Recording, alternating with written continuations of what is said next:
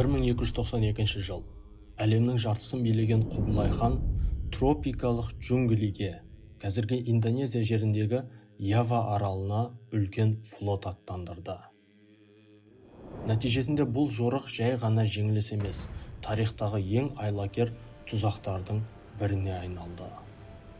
Явалықтар қалайша өз жерін қиратпай, моңғол күшін өз мүддесіне пайдаланып кетті. Бүгінгі видеода біз моңғолдардан қалай қорғану керек деген сұрақтың ең шебер жауабын талдайтын боламыз. Видеоға лайк басып, пікір қалдыруды ұмытпаңыз. Біз оқиғаны басынан бастаймыз.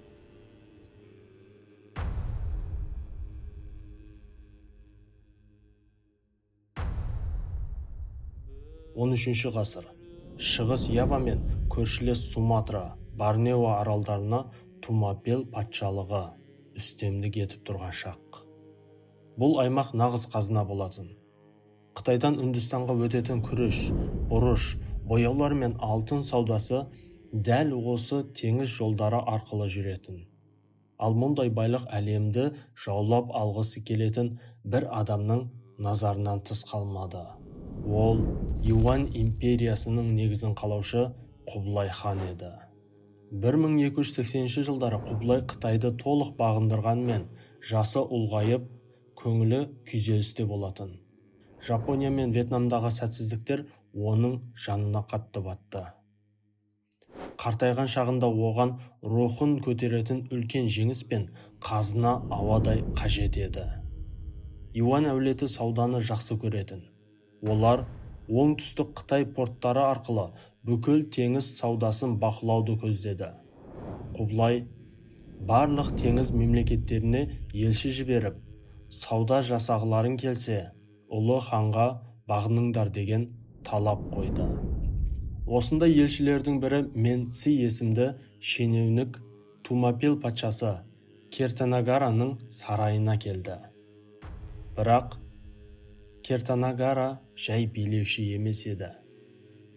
Тантрикалық буддизмді ұстанатын өркөкірек патша өз пайдасын біреумен бөлісуді қаламады. Ол Құбылайдың талабын қорлық деп қабылдады.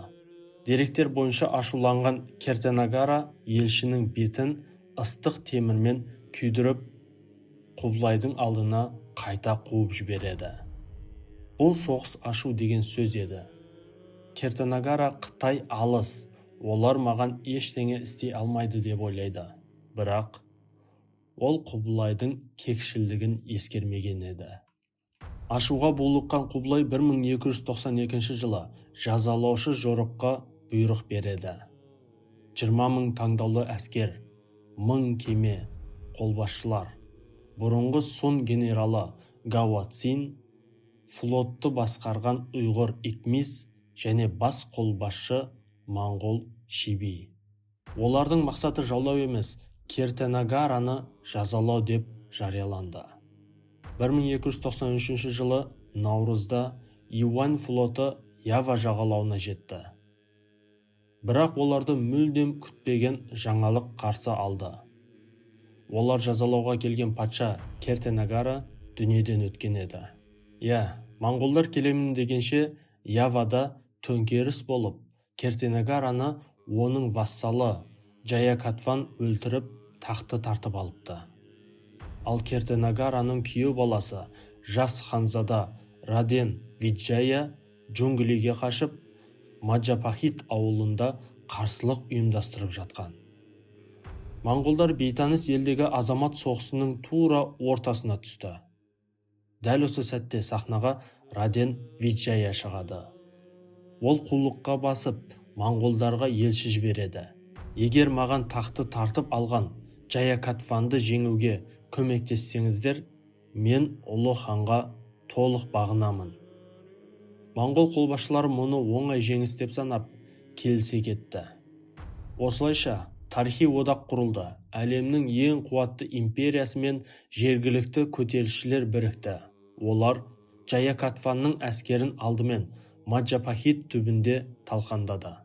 Содан соң одақтастар жаудың астанасы Кедириге 3 бағытпен шабуылдады.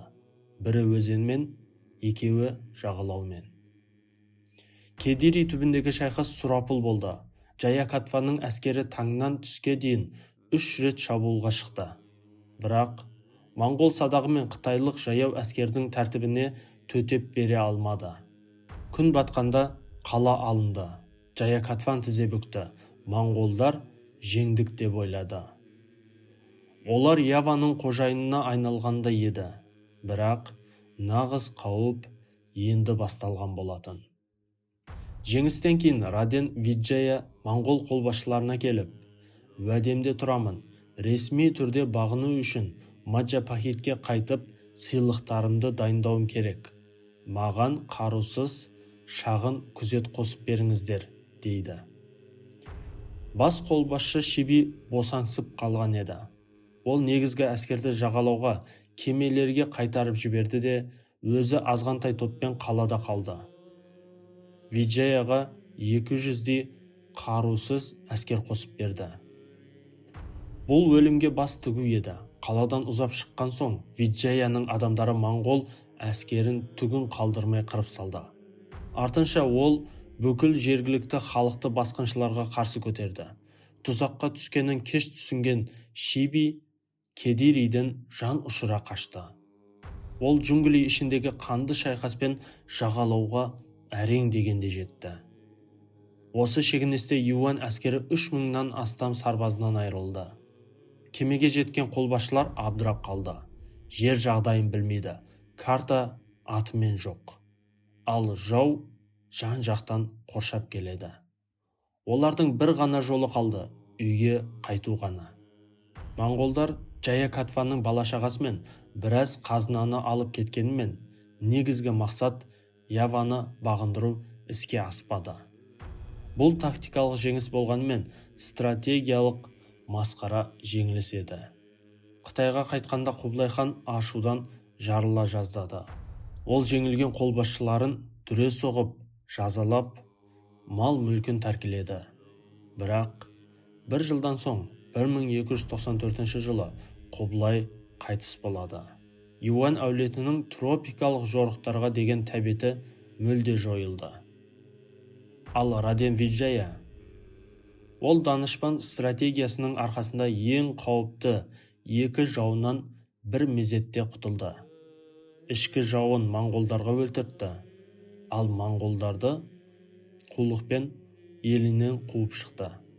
Нәтижесінде ол Маджапахит империясын құрды. Бұл мемлекет кейін қазіргі Индонезия мен Малайзияның басым бөлігін биледі. Явалықтардың бұл жеңісі күшпен емес, ақылмен жеңудің тарихи үлгісі. Олар өз жерін қираудан сақтап қана қоймай, жаудың күшін өз мүддесіне пайдалана білді. Егер сізге тарихтың осындай қатпарлары ұнаса, видеоға лайк басып, пікір қалдыруды ұмытпаңыз. Келесі видео қандай тақырып болғанын қалайсыз? Төменге жазыңыз. Бұл Андасов History каналы. Келесі кездескенше.